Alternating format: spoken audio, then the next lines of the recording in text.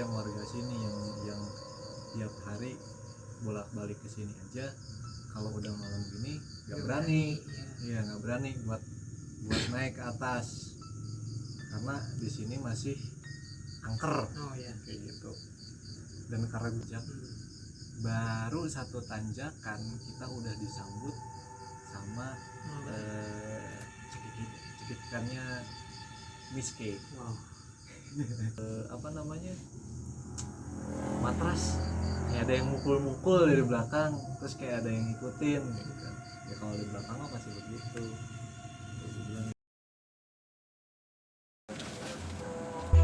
Mungkin gue kalau bercerita sendiri kayak orang gila kali ya.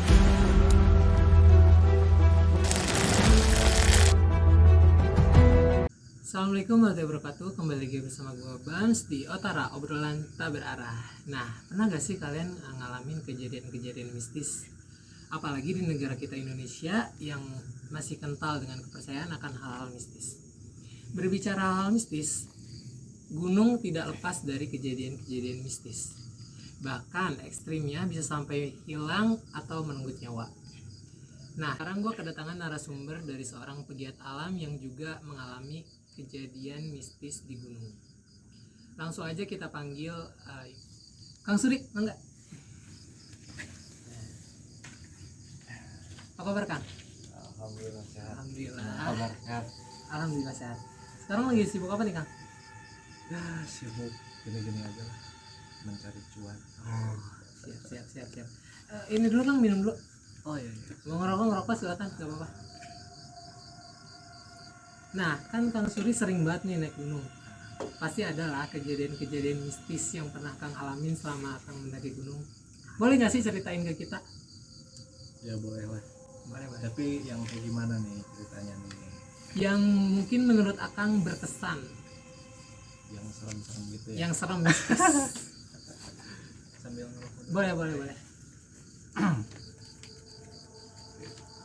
Ngomongin soal cerita mistis pas gue lagi naik gunung, ada sih satu yang menurut gue agak lebih berkesan banget gitu ya. Waktu itu soal pendakian di gunung, di salah satu gunung di Jawa Barat juga, di tempatnya di Garut, di Gunung Sagara ya. Oh iya, Sagara. Kebetulan waktu itu masih baru banget Gunung Sagara dibuka. Di ceritanya gue lagi sama istri gue waktu itu masih pacaran. Wih, keren. Masih pacaran. Berdua tuh? Berdua dari Bogor, jalan ke Garut, nginep ke tempat teman kan. Datang ke tempat teman, kebetulan teman juga pengen ikut. Dan kebetulan nama teman gue si Kang Raka tuh orang Garut. Waktu itu gue nginep di tempat dia, akhirnya besokannya paginya gue berangkat. Nggak pagi juga sih, siang lah. Gue berangkat ke base camp pendakian Gunung Sagara. Waktu itu kebetulan gue bukan lewat apa sih itu ya, lupa gue namanya itu. Jadi gue waktu itu ke jalur yang kebetulan masih baru banget dibuka. Bukan jalur resmi ya? Iya, bukan jalur resmi yang memang udah agak lama dibuka ya, lama dibuka di situ. Jadi jalur ini masih baru banget, awal banget dibuka, masih rimbun lah ya, masih jarang keinjak sama pendaki. Waktu itu pun pas gua nanjak cuman ada beberapa kelompok aja, nggak terlalu banyak, mungkin 2 atau 3 kelompok selain gua, jadi mungkin 4 kelompok lah sama kelompok gua. Kebetulan waktu itu gua berangkat sampai base camp itu sekitar jam 4 sore. Gue istirahat dulu sebentar dari tempat gue di base camp. Gue istirahat jam 5:30 lah gue mulai start pendakian. Trek malam berarti ya? Ya niatnya sih nge-trek malam gitu kan. Jalan lah gue bertiga dari pos itu, dari base camp itu, jalan lah gue menuju perkebunan gitu kan. Nah di pas perkebunan itu kebetulan temen gue yang satu ini dia duluan. Dia duluan mau ke pos 1 duluan. Nah sisalah gue berdua sama istri gue ini. Mendadak di pas perkebunan itu gue udah ngerasa nggak enak perasaan gitu. Udah kayak apa sih, udah kayak nggak nyaman aja Nggak gitu, nyaman pas nanjak nggak ya gitu. Itu masih di awal udah kayak gitu, feelnya udah nggak enak lah. Mendadak di tengah-tengah perkebunan istri gue ini sakit perut. pengen ini lah kan, Iya, iya. pengen BAB lah ya. BAB, gue bingung dong, itu perkebunan terbuka gitu mau BAB di mana. Itu udah mulai gelap tuh, udah kelar BAB istri gue, udah mulai agak gelap. Akhirnya gue lanjutin jalan mau menuju pos 1, udah gelap. Akhirnya temen gue yang karena nunggu gue kelamaan nyusulin waktu itu, karena gue nyampe pos 1 itu nyampe jam 7. Istri gue juga mendadak nggak kuat bawa carrier, jadi yaudah gue sempet sibuk buat ngedouble carrier waktu itu. Akhirnya temen gue nggak lama, gue jalan mungkin sekitar 15 menit, temen gue nyampe nyusulin gue. Oke, kita jalan, disusulin, diambil carrier-nya, jalanlah kita ke pos 1 waktu itu. Nah, sampai pos 1 kita istirahat dulu, dilanjutin jam 9-an, jam 9 malam kita mau lanjut jalan.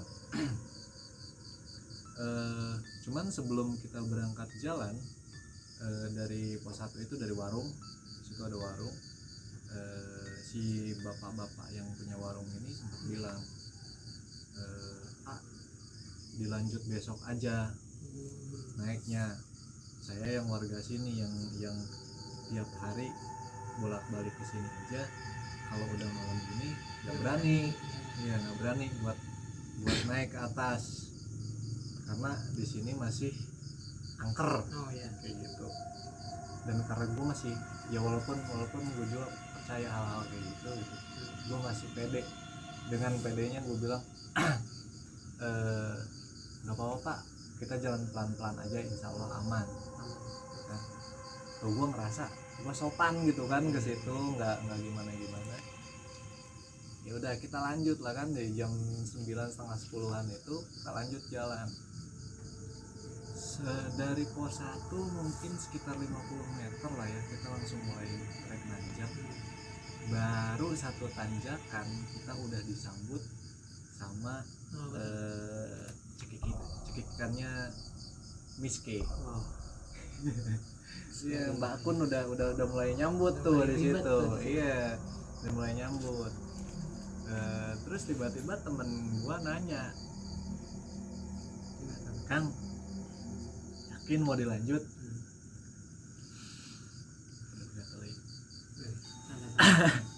Gue nyalain dulu ya. Cek dulu. Ada rokok nggak? Ada asbak ini ya. Wah, Oke, mantap gitu dong, jadi enak buahnya tuh. berarti itu Kang Suri di pos 1 itu udah disambut mereka ya? Ya, udah pas dari pos 1 itu emang udah langsung disambut sama Miss K. Oke. Itu. Nggak sabar nih part selanjutnya nih. Lanjutkan aja kali ya? Oke, kita lanjutnya ya. Jadi waktu itu kan karena temen gue udah nanya kan tuh, lanjut atau enggak. Karena gue pernah diajarnya, udah kita tahu sopan santun, gue bakarin lah rokok gitu kan, 1 batang gue bakarin, gue taruh di akar gitu kan. Yang luar biasanya, kalau bara rokok itu kan kalau nggak dihisap kayak gini nih. Iya. Tapi kalau dihisap Pasti. nyala. Iya. Itu posisinya nyala terus. Siapa tuh kira-kira? Ya itu yang jadi pertanyaan gue sampai sekarang, siapa kira-kira yang ngisep. Nah oke, kita langsung balik lagi topik.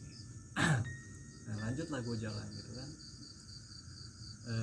Itu sepanjang jalan suara burung hantu cekikikan sama si Miss K ketawa, itu terus berlanjut dari pas gue jalan. Sampai pada akhirnya temen gue yang karena temen gue posisinya nih ya, posisinya gue paling belakang jadi sweeper, istri gue di tengah, temen gue ini di depan jadi leader kan, di depan. Nah si temen gue ini tiba-tiba langsung minta tuker posisi, rolling posisi. Dia bilang gini, Kang, Kang di depan aja deh, saya di belakang. Terus gue nanya dong, apa gitu kan?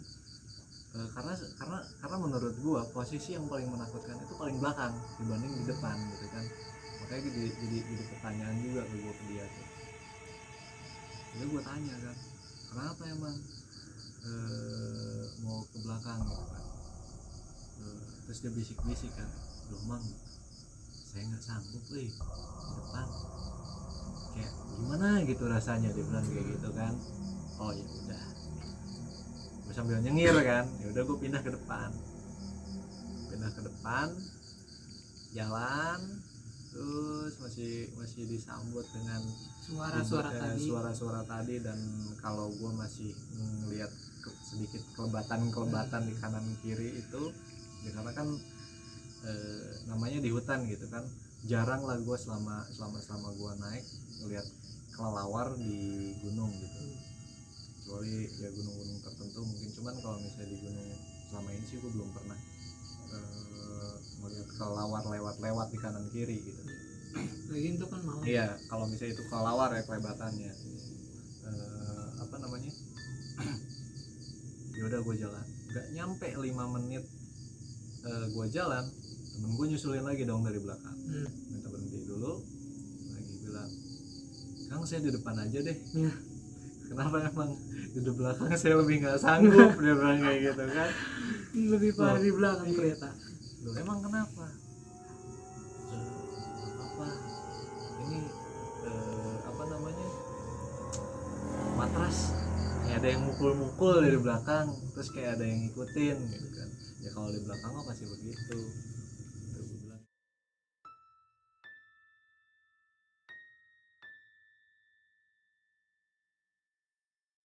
sepi dong, hening kan, cuman mereka tidur gitu kan, udah nggak apa-apa. Nah, yang bikin kagetnya, tenda gue goyang. Kenapa tuh? Iya, tenda gue goyang,